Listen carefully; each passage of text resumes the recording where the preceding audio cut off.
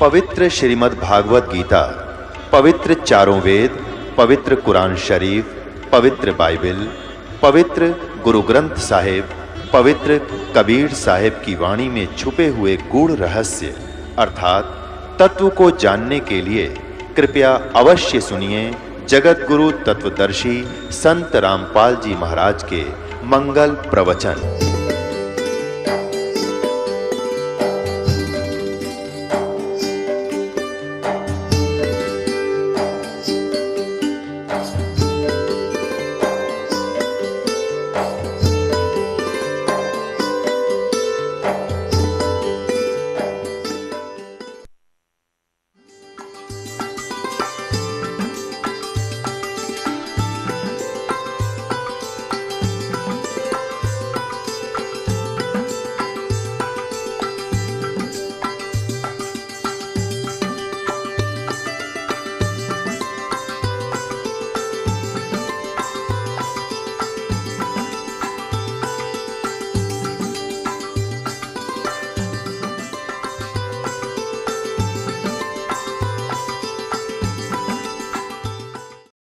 साईं यों मत जानियो प्रीत गटे ममचत, और मरूं तो तुम सुमरत मरूं और जीवित समरूनित।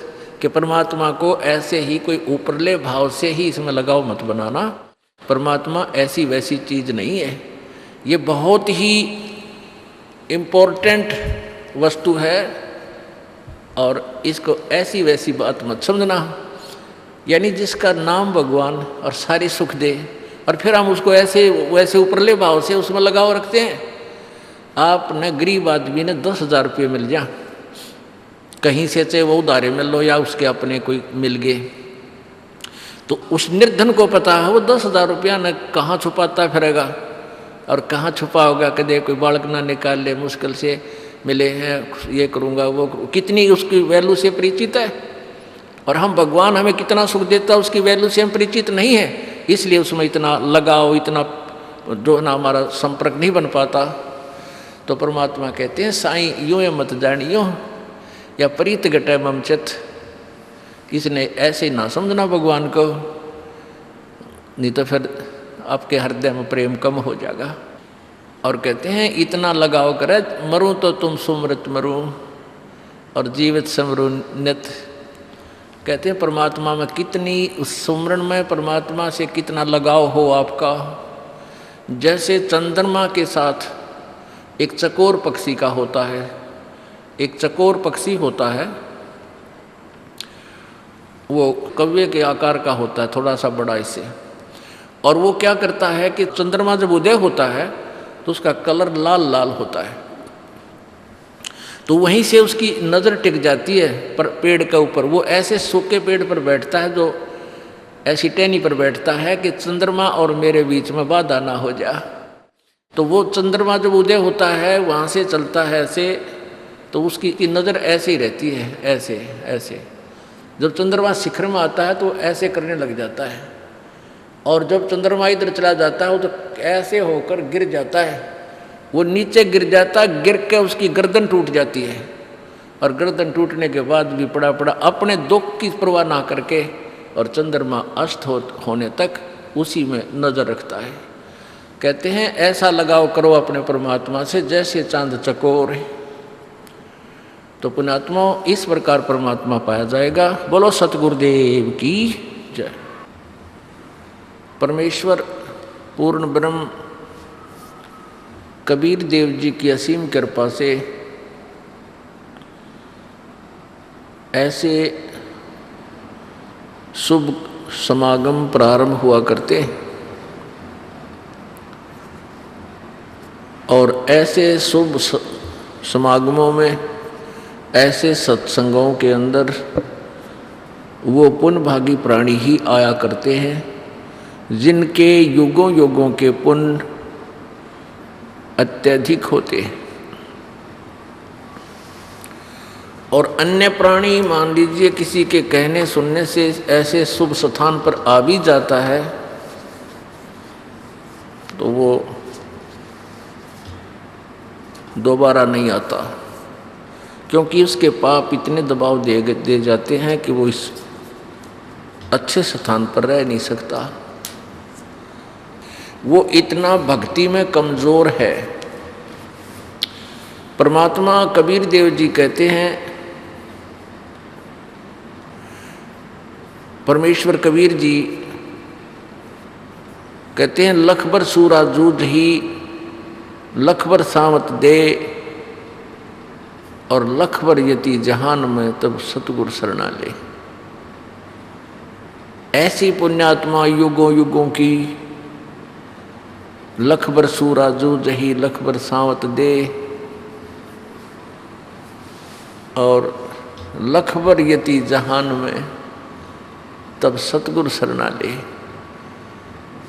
जैसे सूरवीर की क्वालिटी होती है, गुण होते हैं, जो योद्धा होता है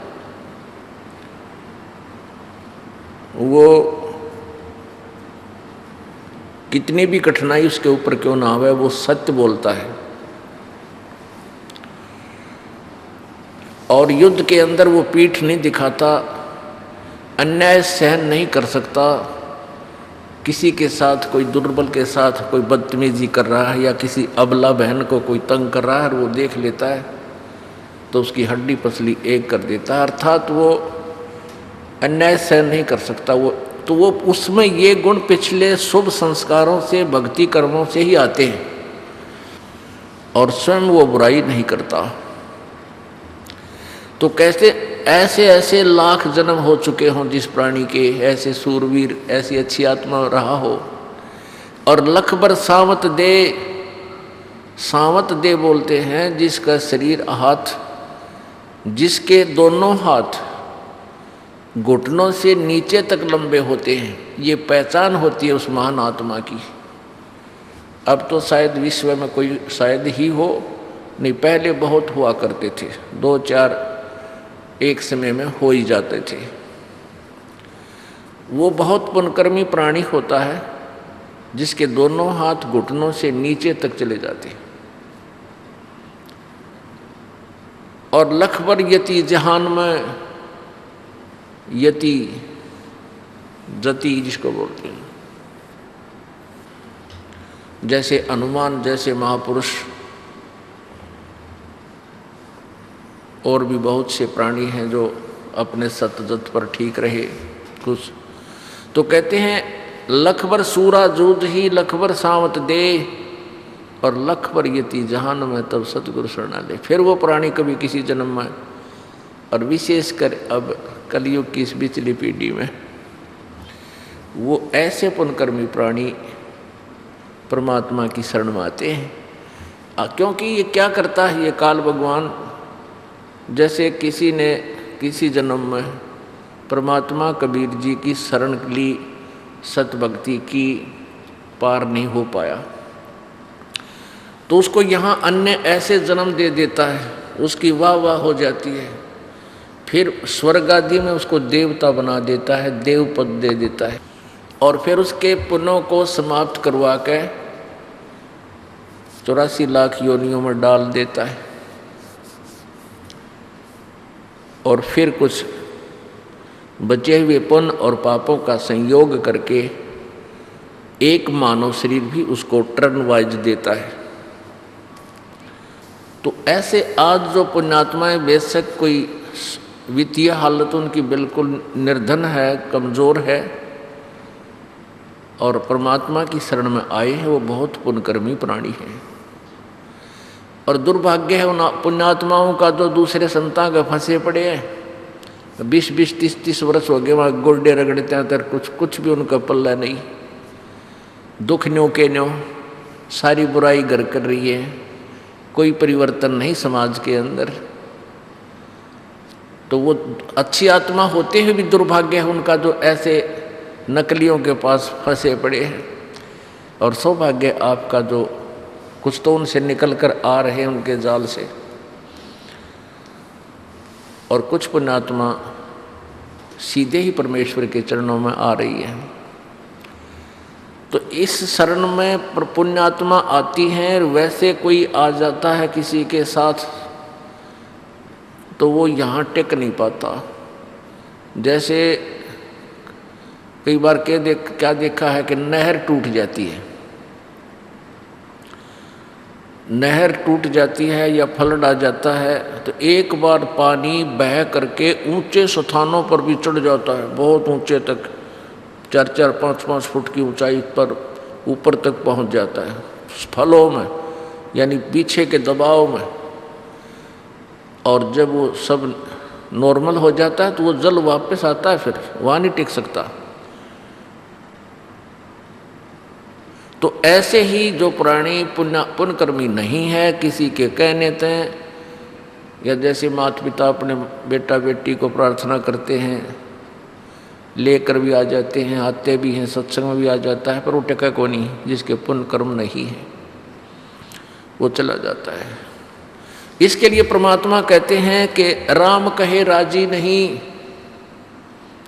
फिर कहाँ जाएगा वो, कि तो गप्पे मारनियाँ दो रहे हैं कोई, या राजनेता के पाछे जय बोलता अंडे जागा, कुछ लेना एक न देने दो, या ताश खेलनियाँ दो रहा बैठेगा, या कित जुआ खेलेगा, या कोई शराब गुटी लाने लग जाएगा। तो उसके विषय में कहते हैं कि राम कहे राजी नहीं, वो चोरा नाल खुशहाल, मल अखाड़ा जीतेंगे ये युगन युगन के माल है। इस भक्ति रूपी अखाड़े में, इस भक्ति रूपी अखाड़े में युगों युगों के माल ही टिक पावेंगे। युगों युगों के पहलवान, अर्थात ना जाने कितने जन्मों से आप भक्ति करते हुए आ रहे हो, और जब आमना सामना होता है कुश्ती में, रेसलिंग में, तो वो पहलवान टिक पाओगा जिसने पहले एक्सरसाइज अभ्यास प्रैक्टिस कर रखी है, खूब खुराक खा रखी है। तो आप जी उन पुण्यात्माओं में से हो जो युगों युगों से प्रैक्टिस करते हुए आ रहे हो, ये राम नाम की खुराक खा रहे हो, ये पहलवान आप परमात्मा के अखाड़े के माल हो, पहलवान हो। परमेश्वर कबीर देव जी अपने सतलोक से चलकर यहाँ इस काल के लोक में आकर हमें ज्ञान सुनाते हैं, समझाते हैं कि तुम काल के जाल में फंसे हुए हो, यहाँ से पीछा छुटवा लो। पुण्यात्माओं, कुछ दिनों के बाद आपकी आत्मा में ये बात घर कर जाएगी जो आज अच्छी नहीं लगेगी। जो पहली बार प्राणी आता है, पहली बार कोई पुण्यात्मा यहाँ आता है, सत्संग सुनता है, और दास जो ये शास्त्र अनुकूल ज्ञान देता है, तो उसने जो शास्त्र विरुद्ध ज्ञान सुन रखा होता है, तो उसको ये अच्छा नहीं लगता। जब ये प्रमाण सामने होंगे तो वो स्वीकार करने पड़ेंगे। परमेश्वर कबीर जी का यहाँ आने का उद्देश्य एक ही था कि इन भोली आत्माओं को ज्ञान बता दूं, और इस काल ने इनको लोक वेद के आधार पर उल्टा ज्ञान सुना करके यहीं अपने जाल में फंसाया हुआ है। जैसा कि आप कल के सत्संग में सुन रहे थे कि परमात्मा पाना सबसे आसान है, परमात्मा प्राप्ति करना सबसे आसान है, इससे आसान कार्य पृथ्वी पर नहीं है। लेकिन ये कठिन क्यों हो गया? कठिन कर दिया इन काल के दूतों ने। शास्त्र विधि त्याग कर इन्होंने मनमानी साधनाएं प्रारंभ कर दी। उसी भ्रम को निवारण करने के लिए परमेश्वर ने, कबीर जी ने यहाँ आना पड़ा। सतपुरुष ने, परम अक्षर ब्रह्म ने एक गरीब से गरीब व्यक्ति की भूमिका की। जुल्हा, हैंड टू माउथ, कपड़ा बुने, उसने बेच के आवे, उसकी कपड़े बुनने की जो मेहनताना मिले उससे अपने परिवार का गुजारा करें, और साथ में सत्संग भंडारा धर्म भी उसी में से करते थे। और काम करके अपने हाथों से कार्य करते हुए अपना निर्वाह किया।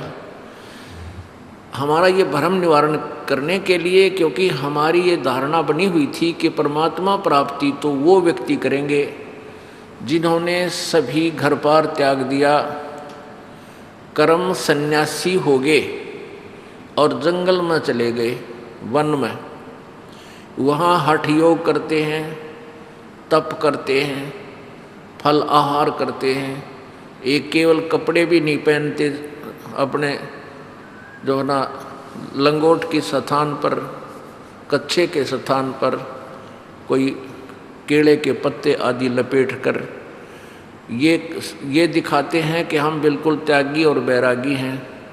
आज मनुष्यों के दर्शन भी नहीं करते, जंगल में गहरे चले जाते हैं, वहीं रहते हैं, फल फूल पत्ते आदि खाकर अपना निर्वाह करते हैं। बड़े बड़े बड़े बाल हो जाते हैं, दाढ़ी बढ़ जाती है,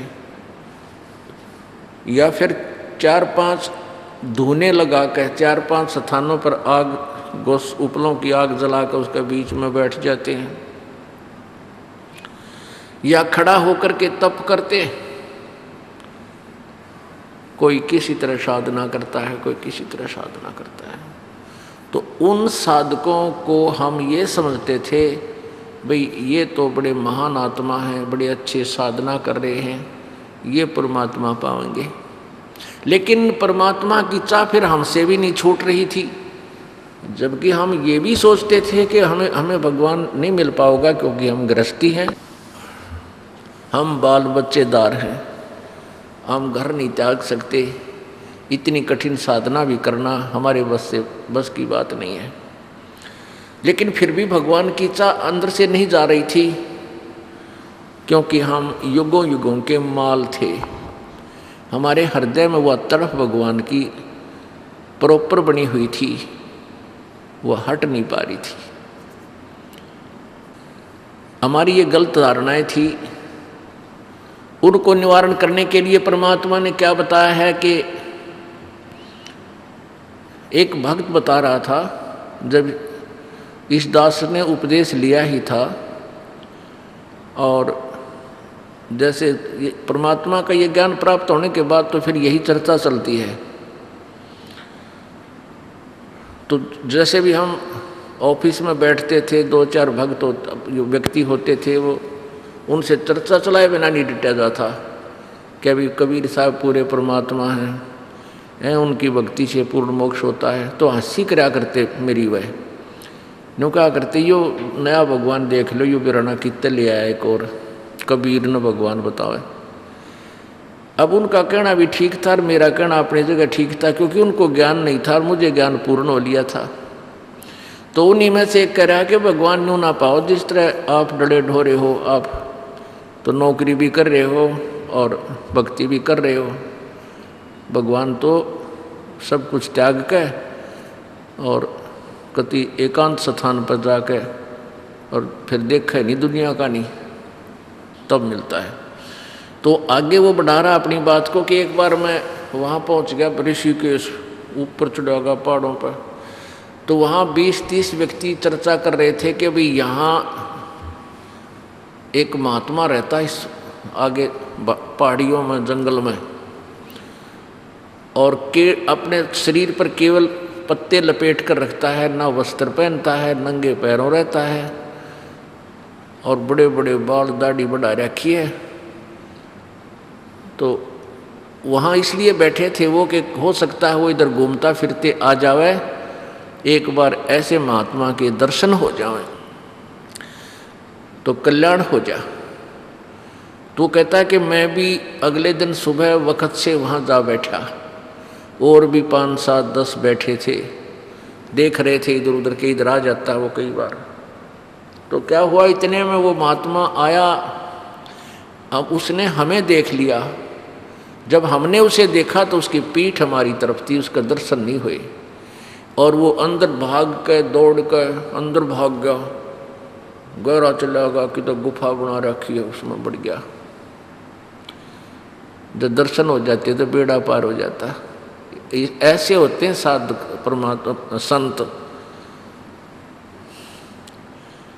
अब उनको फिर आगे बात बढ़ाना को उचित भी नहीं था, क्योंकि वो तो बिल्कुल लोकवेद पर आधारित थे।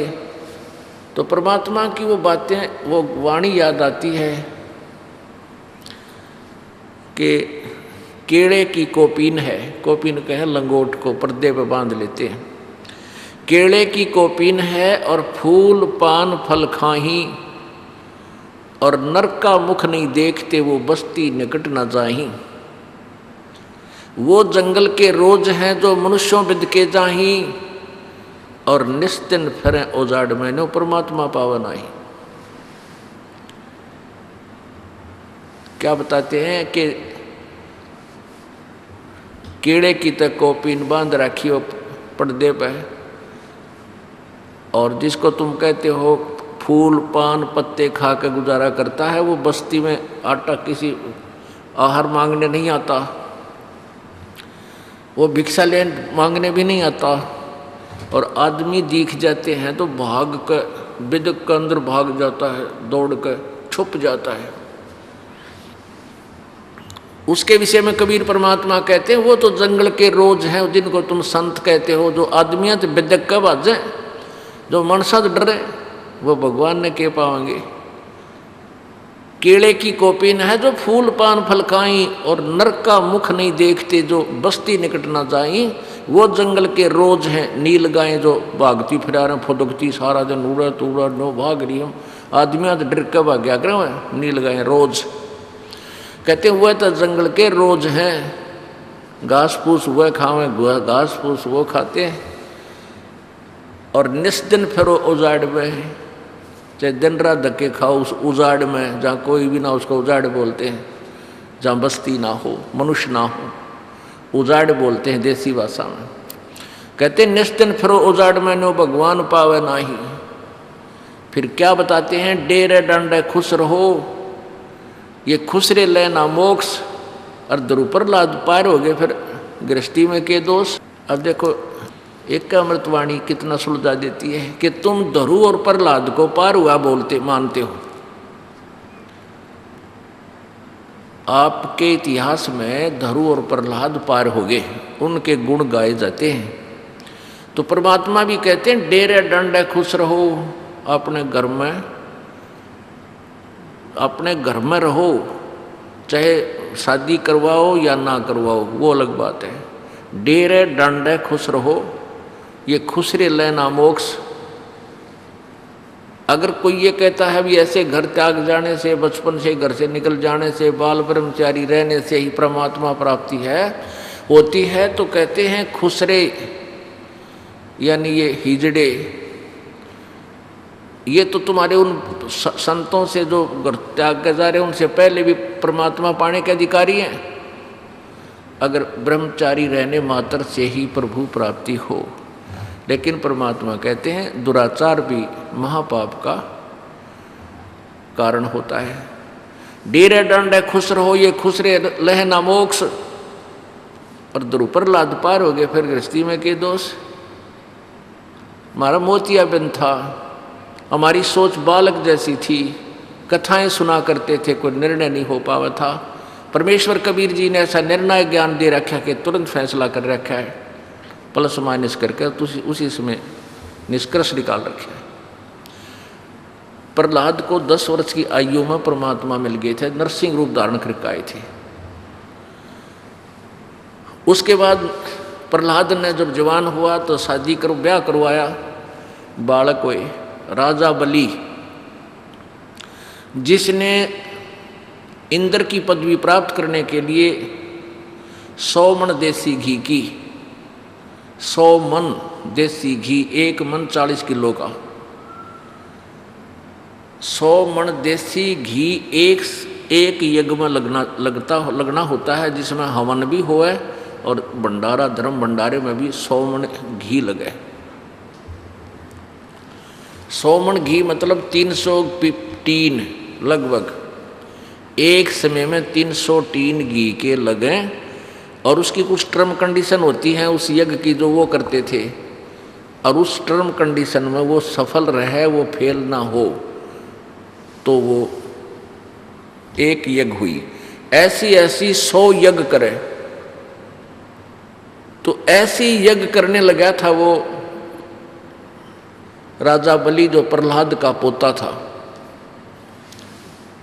प्रहलाद का पोता बैलोचन का पुत्र, प्रहलाद का पुत्र बैलोचन था। बैलोचन का राजा बलि हुए और बलि ने वो यज्ञ की थी। सिर्फ इसलिए इतना ही यहाँ टॉपिक रखेंगे। तो कहते हैं प्रहलाद जी की शादी हुई, विवाह हुआ, फिर उसका बच्चे हुए और उसको भी आप कहते हो मोक्ष हुए, मोक्ष प्राप्त किया। प्रहलाद ध्रुव को 5 वर्ष की आयु में परमात्मा प्राप्ति होगी थी। उसके बाद युवा हुआ, शादी करवाई, राज्य पद प्राप्त किया, 36,000 वर्ष राज्य किया और फिर मोक्ष हुआ। तो परमात्मा कबीर देव जी कहना चाहते हैं, समझाना चाहते हैं, तुम एक तरफ तो उनकी गुण गाते हो कि जंगल में बैठ के डले ढूंढ जा रहे। कबीर परमात्मा कहते हैं कि डंब करें डूंगर चढ़े। डंब कहते हैं पाखंड। डंब करें डूंगर चढ़े। डूंगर कहते हैं ऊंचे स्थान, टीले से बैठेंगे ये नकली और वहाँ धूना ला लेंगे, चिमटा लेंगे गार्ड और मुड़ो बैठ जाएंगे लोग। दूर तक सब न दिखाई दूं और मेरी तरफ अट्रैक्ट होकर लोग आवें और मेरी पूजा शुरू हो। डंब करें डूंगर चढ़ें, डूंगर ऊंचे स्थान पर, और अंतर झीनी झूल और जग जाने यो भक्ति करे। यो बोवे सूल बबूल। शास्त्र विधि को त्याग के जो मनमाना आचरण करते हैं, हठ योग करते हैं, उनको न तो कोई सुख होता है, न उनकी गति होती है और न ही कोई सिद्धि प्राप्त होती है। यूजलेस। दुनिया तो ये सोचे ये भक्ति करे तो अपने काटे बोवागे तुम्हें। तो इस प्रकार परमात्मा ने आके हमारा भ्रम निवारण किया कि जैसे कबीर जी कहते हैं, ये समझाना चाहते थे परमेश्वर जी कि मेरे तो गरीब कोई नहीं हो सकता, निर्धन, और अपना काम और कपड़ा बनाने से कठिन काम भी नहीं। जैसे 20-30 फुट का, 10 फुट का, 20 फुट का कोई कपड़ा तैयार करना हो, कितने बारीक धागे होते हैं। एक एक धागे को ऐसे पौना, ऐसे परोना, फिर ऐसे ऐसे काट के फिर करना, फिर ऐसे ऐसे काट के, और वो कितने दिन में तैयार हो गए।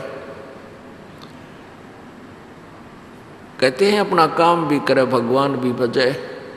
नाम उठत नाम बैठत नाम सोवत जागवे, नाम खाते नाम पीते नाम सेती लागवे। मानुष जन्म पायक जो नहीं रटे हरि नाम, जैसे कुआ जल बिना फिर बनवाया क्या काम। अपनात्मा परमात्मा प्राप्ति के लिए आपका प्रयत्न है, और जब तक आपको ये मार्ग नहीं मिला था तो भी आप कोई ना कोई साधना अवश्य करते थे, भले ही वो शास्त्र विरुद्ध थी। क्योंकि जो पुण्यात्मा पिछले जन्मों से तुरंत मानव शरीर में आई है और पिछले जन्म के अंदर उन भक्ति कर रहा था, तो वो भक्ति बिना रह नहीं सकता। थोड़ा सा सियाना होते ही उसी समय उसमें उमंग उठती है, कोई न कोई आड़ किसी देवता की या किसी गुरु की, संत की वो अवश्य लेता है। कोई साधना अवश्य प्रारंभ करता, वो रह ही नहीं सकती वो प्यारी आत्मा जिसको भगवान की पिछले जन्म जन्मांतर की चाह है। जो परमेश्वर के अखाड़े के जो माल हैं, पहलवान हैं, वो रह नहीं सकते। तो हम जैसे भी साधना कर रहे थे वो लोक वेद था। कबीर परमेश्वर जी अपने ऊपर ही उदाहरण देकर कहते हैं, पीछे लगा जाऊं था मैं लोक वेद के साथ और रास्ते में सतगुरु मिल गए, दीपक दे दिया हाथ। अब जैसे ये दास पहले हनुमान जी का पुजारी था, मंगलवार का व्रत रखा करता और 100 रुपये का प्रसाद बांट के पूरा मोक्ष समझता था, जिसा ज्ञान था। और श्री कृष्ण जी का अनन्य भक्त था, यानी श्री कृष्ण उर्फ विष्णु जी इष्ट रूप में थे,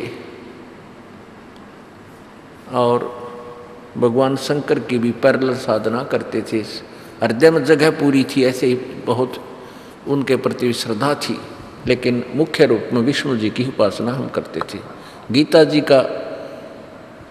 जी को भी एक बहुत अच्छा शास्त्र और उसका पाठ भी करते थे। ये पुराणों को, शिव पुराण को, विष्णु पुराण जी को, पुराण को जिस भी समय मिलता था इसको भी पढ़ा करते थे, लेकिन समझ में कुछ नहीं आया करता। क्यों नहीं आता था? क्योंकि हमारा वो मोतिया बंद था, हमें ज्ञान रूपी आंखें नहीं थी हमारे। तो ऐसे जो साधना हम कर रहे थे, बाबा श्याम जी के भी पूजा करते थे क्योंकि वो परंपरागत थी, और भी कोई किसी देव की कहीं चर्चा होती थी वो भी अच्छी लगती थी क्योंकि हमें चाह थी भगवान की। तो जब परमात्मा कहते हैं कि पीछे लग गया जाऊं था मैं लोक वेद के साथ, लोक वेद होता सुना सुनाई बात पर वह सच्ची ना हो, दंत कथा, अक्षेत्रीय ज्ञान।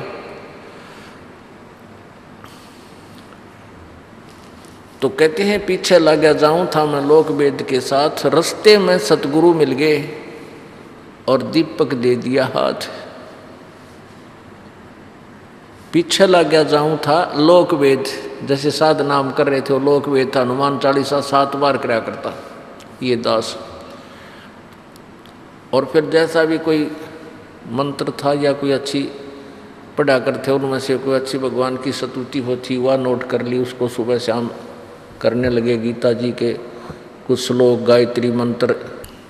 लेकिन ये सारी की सारी शास्त्र विरुद्ध साधना थी, शास्त्र विधि त्याग का मनमानी पूजाएं थी। फिर रास्ते में सतगुरु मिल गए।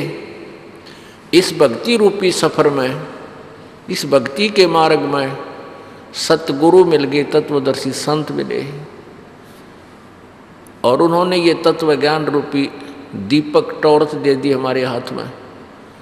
अब इस अज्ञान अंधकार के अंदर हम इस तत्व ज्ञान की रोशनी में अब भटक नहीं सकते, सीधा रास्ता चलेंगे। तो परमात्मा कबीर जी कहते हैं कि जब तुम साधना कर रहे थे उस वह साधना व्यर्थ थी। जब संत मिले वो तत्व ज्ञान रूपी आपको टॉर्च मिलेगी, दीपक मिलेगा, तब आपको रास्ता सही मिलेगा, तब मोक्ष मार्ग आपके पास होगा। फिर चलना आपने है, कितना सफर तय करोगे। अपने आत्मा गीता जी अध्याय नंबर 7 के श्लोक नंबर 12 से लेकर 15 तक और फिर 16 से लेकर 18 तक तीनों गुणों रजगुण ब्रह्मा, सतगुण विष्णु, तमगुण शिव जी की साधना के विषय में जानकारी दे रखी है कि इनकी साधना करने से क्या फल है। ब्रह्मा विष्णु महेश तीनों गुणों की पूजा। फिर गीता ज्ञानदाता अपने विषय में बताता है कि 16 से लेकर 18 तक कि मेरी साधना भी अनुत्तम है, मेरी साधना भी अनुत्तम है। इसलिए गीता जी अध्याय नंबर 15 के श्लोक नंबर 1 से लेकर 4 में कहा कि ऊपर को जड़, नीचे को तीनों गुण रूपी शाखा वाला ये संसार रूपी उल्टा लटका हुआ वृक्ष है। और जो संत इसके सारे विभाग न्यारे न्यारे बता देगा, तना कौन भगवान है, जड़ कौन भगवान है, डार कौन है और शाखा कौन है, पत्ते क्या है। स वेदवित वो वेद के तात्पर्य को जानने वाला तत्वदर्शी संत होगा। और उस तत्वदर्शी संत से ज्ञान प्राप्त करके के पश्चात यानी इस अज्ञान रूपी गुत्थी को उस तत्व ज्ञान रूपी शस्त्र से काट के अर्थात इसे समझ के उसके पश्चात उस परम पद परमेश्वर की खोज करनी चाहिए। परमेश्वर के उस परम पद की खोज करनी चाहिए जहाँ जाने के बाद ये प्राणी कभी लौट कर संसार में नहीं आते। गीता जी अध्याय नंबर 18 के श्लोक नंबर 62 में कहा कि अर्जुन तू सर्वभाव से उस परमेश्वर की शरण में जा। यानी गीता ज्ञानदाता से कोई और पूर्ण परमात्मा परम अक्षर ब्रह्म है, वो परमेश्वर है। उस परमेश्वर की शरण में जा जिसकी कृपा से तू परम शांति और सनातन परम धाम को प्राप्त होगा। सर्वभाव से उसकी शरण में जा, कंप्लीटली, यानी और किसी देव में आस्था मत रखना। अब गीता जी अध्याय नंबर 4 के श्लोक नंबर 5 में और 9 में गीता ज्ञानदाता कहता है कि अर्जुन तेरे और मेरे बहुत जन्म हो चुके हैं, तू नहीं जानता मैं जानता हूँ। इसी से था कि गीता ज्ञान देने वाला वो ब्रह्म श्री कृष्ण जी में प्रवेश करके वो काल बोल रहा है कि मैं भी नाशवान हूँ और तू भी नाशवान है, अविनाशी नहीं है ब्रह्म। और अभी तक जो ये ऋषि महर्षि थे ये ब्रह्म से ऊपर किसी प्रभु को नहीं जानते थे, इन सपने में भी नहीं पता था। वो कह देते थे वेदों में पढ़ा कर परब्रह्म और अक्षर ब्रह्म परम अक्षर ब्रह्म, लेकिन इनकी सुई इस काल भगवान से ऊपर नहीं गई। और इन्होंने वेदों से निष्कर्ष निकाल करके एक ओम मंत्र सिलेक्ट कर लिया और ओम मंत्र को पूर्ण मोक्ष मार्गदायक मान के और उसका ऊपर गोडे रगड़ने शुरू कर दिए। अब परमात्मा कहते हैं 9 मन सूत उलझिया, ये ऋषि रहे झकमार, और सतगुरु ऐसा सुलझा दे उलझ जाए ना दूजी बार। अब ये ज्ञान अभी तक ऐसा उलझ रहा था जैसे 9 मन सूत उलझ जा करे। 1 किलो सूत उलझ जावा बहुत कठिन हो जाता है, सारा दिन नहीं सुलझा 20 आदमियों पे जब वो उलझ जाते हैं। अरे न तो कति भट्ठा बैठा रखा भक्ति बार का ऋषि में ऋषि उन कहेगा ज्ञान नहीं था, उल्टी उल्टी साधना अपने अपने ज्ञान है कि तो तीर्थों की महिमा गा दी, कि तो मंदिरों की महिमा गा दी, कि तो फलाने देवता की पूजा करने से ये लाभ हो जाता है। ईसा उलझा रखा था क्योंकि भी सूतमान की बात नहीं थी। कबीर परमेश्वर जी आज से 600 वर्ष पहले सुलझा कर दर गए थे, वो हमने छेड़ा को नहीं, वो सुलझा हुआ था, मैंने गलत लग गया, ये उलझे हुए में टक्कर मारेंगे। इन औरों से द्वारा उलझा हुआ ज्ञान उसको हम ग्रहण करते रहे और हम भी उलझ गए। पुण्यात्मा, अभी तक हम सत्संग सुना करते थे, कोई चेतावनी की, कहीं पर चेतावनी की वाणी सुनाई जाती थी, कोई कथाएं सुनाई जाती थी, तो हमें अच्छी लगती थी। और आत्मा परमात्मा को चाहती है, उसको ये भगवान की चर्चा से किसी से तो सुना दे, उसने बढ़िया लग गया करे। उसको तो मालिक की चर्चा सुनने की उसका स्वभाव है, लेकिन उस चर्चा से लाभ क्या होगा जिसमें रास्ता का नहीं बेरा, जिसमें मार्ग ही नहीं हो, तो उस महिमा तो गा दी सुना दी, रास्ता मिला नहीं। किसी ने गुण तो बता दिए कि भाई ऐसे रोग है तो उसका ये इलाज है, ये दवाई लेनी चाहिए, नहीं तो ऐसा हो जाता है, ऐसा हो जाता है, और औषधि गलत है, तो उस ज्ञान से भी कोई लाभ नहीं। तो अब आपको वो ज्ञान भी सही मिलेगा और समाधान भी पूरा होगा, आपका मोक्ष होगा। तो सबसे पहले हमने अपने मन को, इस काल के एजेंट को चारों तरफ से कंडम करना पड़ेगा। ये बीच में डगमग ना कर दे भक्ति मार्ग में। उस कंडम करने के लिए, इसको सेट करने के लिए अपने ज्ञान को सुचारू करना पड़ेगा।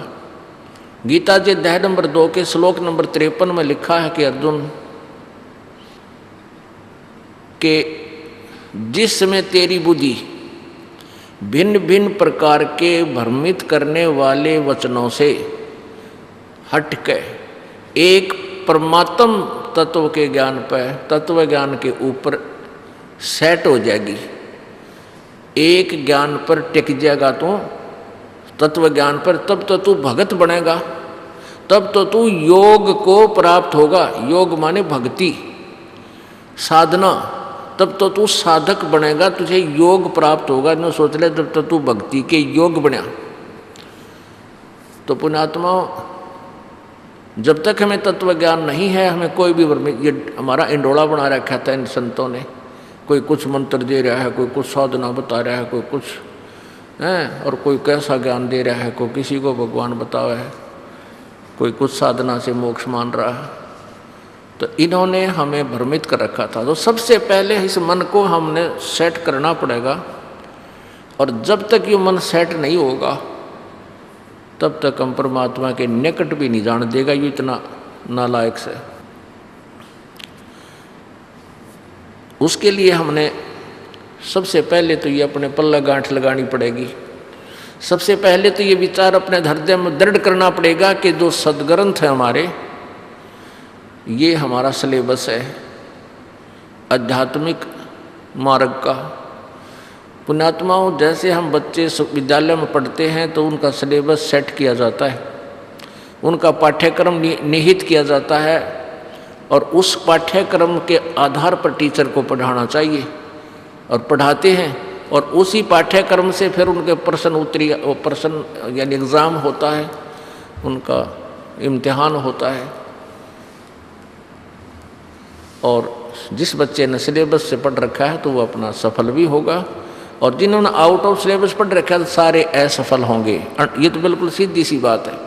तो अभी तक जितने भी ऋषि महर्षि हुए हैं उन्होंने वेदों और पुराणों और गीता जी को एक सच्चा शास्त्र बताया, और साथ में ये भी कहा कि हम जो ज्ञान दे रहे हैं वो इन वेदों पुराणों और गीता जी से ही आपको बता रहे हैं। तो फिर हम विद्यार्थी थे, हमने क्या ऐतराज़ था, भाई गुरुजी संस्कृत जानते हैं, हमने संस्कृत आती नहीं, हमें अपनी साधारण भाषा में ये जो ज्ञान दे रहे हैं उसको हमने गोट लिया, उसको याद कर लिया, उसको फाइनल मान लिया, हम निश्चिंत हुए। और जो भी उन्होंने नाम जाप करने का बता दिया उसी का रगड़ा लगा दिया, राधे राधे श्याम मिला दे, राधे राधे श्याम मिला दे, राम राम हरे कृष्ण कृष्ण कृष्ण हरे हरे, जो भी नाम दे दिया हमने घाट निकाली। और अब पता चला कि जो ये मंत्र थे ये भक्ति के थे को नहीं। पुण्यात्माओं, आपको इतना शाना बनना पड़ेगा, इतना समझना पड़ेगा, अपने आप को समझाना पड़ेगा, विचार करना पड़ेगा कि जैसे वेद और गीता ये ब्रह्म द्वारा दिया गया ज्ञान है, ब्रह्म ये काल द्वारा, और जो पुराणों का ज्ञान है ये ब्रह्मा जी द्वारा दिया गया है। ब्रह्मा विष्णु महेश ये तीनों भाई हैं और काल के पुत्र हैं, और काल जो है यहाँ का मालिक है, स्वामी है। इसने वेदों और गीता का ज्ञान इसने दिया, ब्रह्म ने। तो जो ब्रह्म ने जो ज्ञान दिया है वो ज्ञान भक्ति मार्ग का है, और ब्रह्मा जी ने जो ज्ञान दिया है उसका अपना अनुभव है। जैसा भी उसने अपने जीवन काल में जैसा भी वेदों को समझा और जैसा उसको कोई अनुभव हुआ उसका ज्ञान पुराणों में है। तो जो वेद और गीता जो है ये संविधान है प्रभु का, और पुराण जो है ये अपने विचार हैं ब्रह्मा जी के, और ब्रह्मा जी के ज्ञान को आगे ऋषि महर्षियों अन्य ऋषियों ने सुना। उन्होंने उसके ज्ञान के साथ साथ अपना अनुभव, अपनी किसी की वार्ता को मिक्स करके इन पुराणों को 18 भागों में बांट दिया। तो जो भक्ति की विधि पुराणों के अंदर लिखा है, यदि वो वेदों और गीता से नहीं मिलती है तो वो साधना, हम उस भक्ति विधि को हम नहीं मानेंगे, क्योंकि वो व्यक्ति विशेष का आदेश है, और जो भक्ति साधना वेदों और गीता में लिखी है वो फाइनल है। गीता जी अध्याय नंबर 8 के श्लोक नंबर 13 में ये गीता ज्ञानदाता ब्रह्म कहता है, ओम इति एक अक्षरम ब्रह्म व्यवहारन माम अनुसमरण, और ये प्रयाति तदंदेहम स याति परमाम गतिम। ओम ये केवल एक ओम अक्षर है, माम ब्रह्म मुझ ब्रह्म का उच्चारण करके स्मरण करने का, और जो इस ओम नाम का जाप अंतिम श्वास तक शरीर छोड़ने तक करता हुआ शरीर प्राण त्याग जाता है, वो इस मेरे वाली परम गति को यानी ओम से मिलने वाले लाभ को प्राप्त करता है। अब ओम साधना है ब्रह्म की, और ब्रह्म साधना से प्राप्त होता ब्रह्मलोक, विष्णु जी की साधना से प्राप्त होता विष्णु लोक, शिव जी की साधना से प्राप्त होता शिवलोक, और ब्रह्मा की साधना से प्राप्त होता ब्रह्मालोक। ब्रह्मा जी का अलग लोक है, ब्रह्मलोक अलग है, और दुर्गा की साधना से प्राप्त होता दुर्गा जी का लोक है। जो भी जिस देव की साधना करता है उसी के पास चला जाता है। अब ब्रह्म की साधना से प्राप्त होता ब्रह्मलोक ओम मंत्र से, और गीता जी अध्याय नंबर 8 के श्लोक नंबर 16 में लिखा है कि ब्रह्मलोक पर्यंत भी ये सभी लोक में गए हुए प्राणी पुनर्वर्ती में है। पुनर्वर्ती मीन जन्म और मृत्यु में है, जन्म और मृत्यु में अपना पुण्य समाप्त करके फिर इस मृत्यु के चक्कर में आते हैं। और इसको स्वयं स्वीकार कर रहा है ये गीता ज्ञानदाता काल। गीता जी अध्याय नंबर 2 के श्लोक नंबर 12 में कि अर्जुन, ऐसा नहीं है कि ये राजा लोग, ये सब सामने खड़े सैनिक पहले नहीं थे और तू और मैं नहीं थे पहले और आगे ना रहेंगे क्या। ये ना सोच के हम वर्तमान में ही हैं। हम पहले भी थे, तू भी था और मैं भी था और ये भी थे और आगे भी होंगे। गीता जी अध्याय नंबर 4 के श्लोक 5 और 9 में भी यही कहा है, अर्जुन तेरे और मेरे बहुत जन्म हो चुके, तू नहीं जानता, मैं जानता हूँ। तो इससे सिद्ध हो गया कि ब्रह्म ज्ञान दे रहा है ये काल और ये स्वयं कहता मैं नासवान हूँ। और इसी का प्रमाण पवित्र गीता जी दे रही है कि ब्रह्मलोक तक गए हुए प्राणी भी फिर पुनर्वर्ती में हैं, इनका भी जन्म मृत्यु होता है। अपुण्यात्मा जैसे ब्रह्मा विष्णु महेश नासवान है। सबसे पहले इस कंसेप्ट को क्लियर करेंगे कि ब्रह्मा विष्णु महेश नासवान है, क्योंकि हम इनको अजरो अमर लोक वेद के आधार से ब्रह्मा विष्णु महेश जी को हम अविनाशी, अजर, अमर, कालज्य, मृत्युंजय, पता नहीं के उपमा से जानते थे। ये लोक वेद सुना रखा था अपने तय, ये यथार्थ ज्ञान नहीं था। और जिन पुराणों का समर्थन दे करके इन नकली ऋषि गुरुओं ने हमें ये ज्ञान दिया था, उन्हीं पुराणों में इन भगवानों की सतीथि स्पष्ट लिखी हुई है।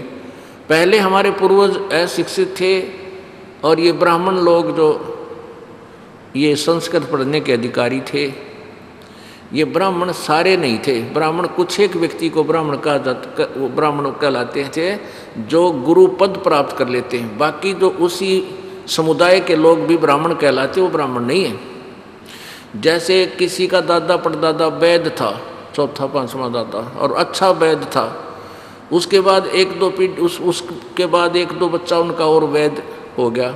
उसके बाद उनकी परंपरा में सबको वैद्य कहने लगे, चाहे कोई खेती कर रहा है और चाहे कोई मजदूरी करता है और चाहे कोई नौकरी कर रहा है, उसको भी कहते हैं फलाना राम वैद्य। वो वैद्य सरनेम सा बन गया इनका। तो ऐसे ही जो ब्राह्मण ऋषि थे, जो गुरुपद पर थे, उनके वंशज आगे चल गए।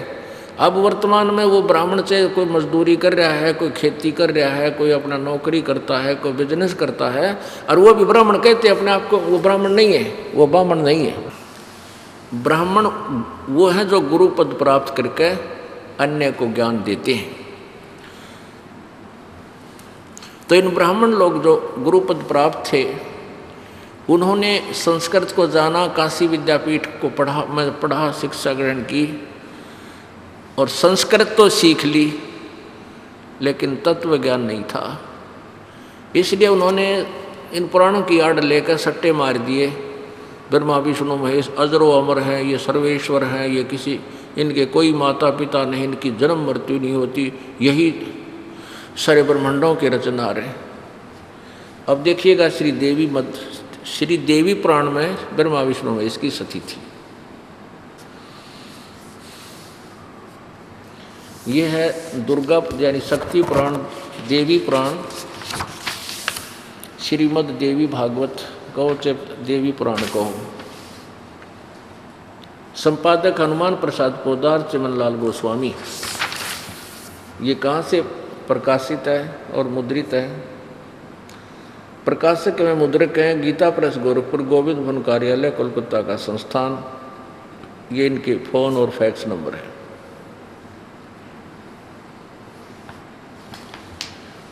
इस पुस्तक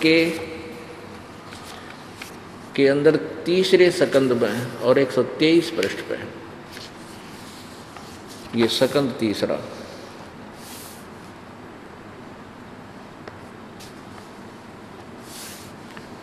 तीसरा, स्कंद पृष्ठ 123।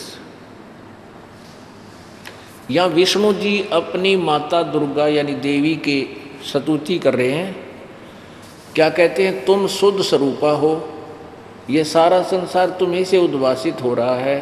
मैं ब्रह्मा और शंकर हम सभी तुम्हारी कृपा से विद्यमान हैं। हमारा आविर्भाव, आविर्भाव माने जन्म, और तिरोभाव माने मृत्यु। हमारा तो आविर्भाव और तिरोभाव हुआ करता है। केवल तुम ही नित्य हो, नित्य माने अविनाशी, सदा रहने वाली। जगत जननी हो, प्रकृति और सनातनी देवी हो। स्पष्ट हो गया। विष्णु जी कह रहे हैं, मैं ब्रह्मा और शंकर हम तुम्हारी कृपा से विद्यमान है। हमारा तो जन्म और मृत्यु होता है, हम अविनाशी नहीं हैं।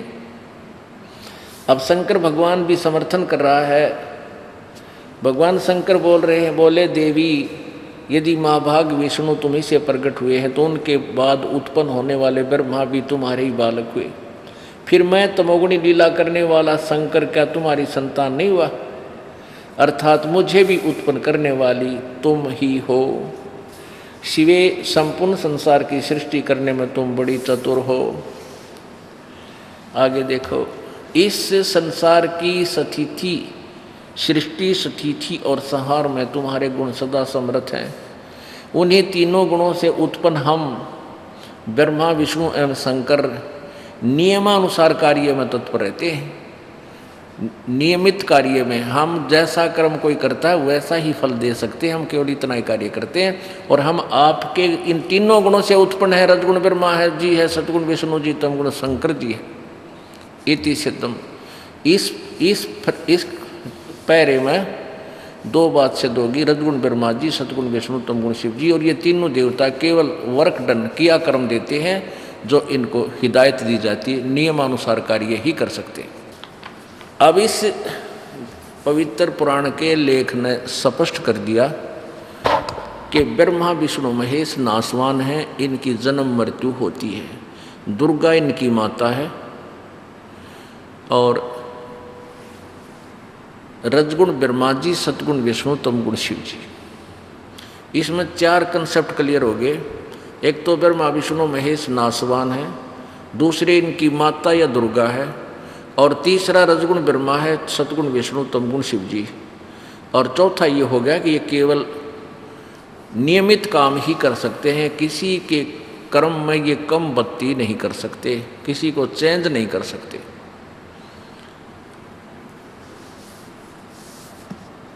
अपने आत्मा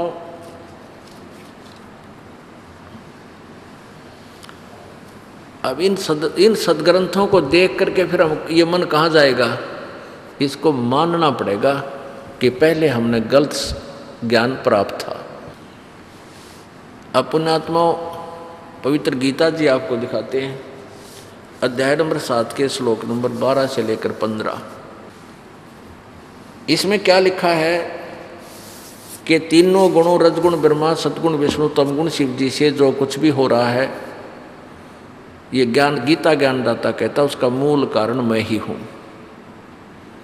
जैसे श्री ब्रह्मा जी से रजोगुण से जो संतान उत्पत्ति करते हैं प्राणी विवश होकर, और विष्णु जी से के सतोगुण से के प्रभाव से हम एक दूसरे में ममता, जैसे बच्चा में मोह, संपत्ति में मोह, भाई बहन का प्यार, पति पत्नी में लगाव हैं, तो यहाँ जो हम एक दूसरे से ऐसे जकड़े रहते हैं, चिपके हुए हैं, ये श्री विष्णु जी के कारण है, ये जीव के बस का नहीं। और तमोगुण फिर थोड़ी देर में झगड़ा हो जाए, बाप बेटे का लठ मारे, बेटा बाप ने गढ़न लाग रहा है, तो ये इस तमोगुण के कारण हमारे अंदर ये सारी उथल पुथल ये तीनों गुणों से ही होती रहती है। तो काल भगवान कहता है कि ये तीनों गुणों से जो कुछ भी हो रहा है ये सब इसका मुख्य कारण मैं हूँ, और ये मुझ में नहीं और मैं इनमें नहीं,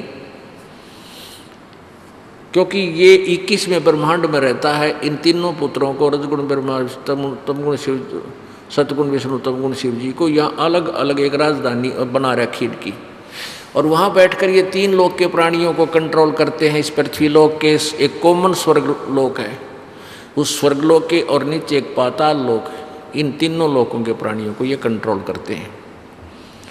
और काल 21वें ब्रह्मांड के ऊपर के लोक में, और एक प्रत्येक ब्रह्मांड में भी इसने अलग से एक स्थान गुप्त बना रखा हुआ। ना ब्रह्मा जी जा सकते, ना विष्णु जा सकता, ना शिव जी जा सकते। बीच में ऐसे इसने बहुत व्यवस्था बना रखी है। तो इससे क्या है कि इसको 1 लाख मानव शरीरधारी प्राणियों को निताहार करने का श्राप लगा हुआ है। उसके लिए तीनों पुत्रों से ये अपना आहार तैयार करवाता है, जैसे कसाई बकरे पालता है। अब परमात्मा कबीर जी ने अपनी प्यारी आत्मा धर्मदास जी को काल की डेफिनेशन बताते हुए बताया कि प्यारी आत्मा, तुम यहाँ क्या देखते हो कि बहुत सुंदर हवा बह रही है, बड़ी अच्छी गंगा जैसी मीठे पानी की दरिया बह रही है, नीचे मीठा पानी है, सर्दियों में गर्म निकलता है, गर्मियों में ठंडा निकलता है, फिर काजू किस्मत सेब संतरे बाग के बाग लगे हुए हैं। तो और किस तरह से दिन रात बन रहे हैं, कितनी अच्छी ज़मीन, कितनी ज़मीन दे रखी है, इसमें बनाओ और खाओ कमाओ। तो ऐसे देखते हैं तो ये यहाँ का भगवान, यहाँ का स्वामी, यहाँ का मालिक हमें परमात्मा दिखाई देता है। परमात्मा माने श्रेष्ठ भगवान, श्रेष्ठ आत्मा, अच्छी आत्मा।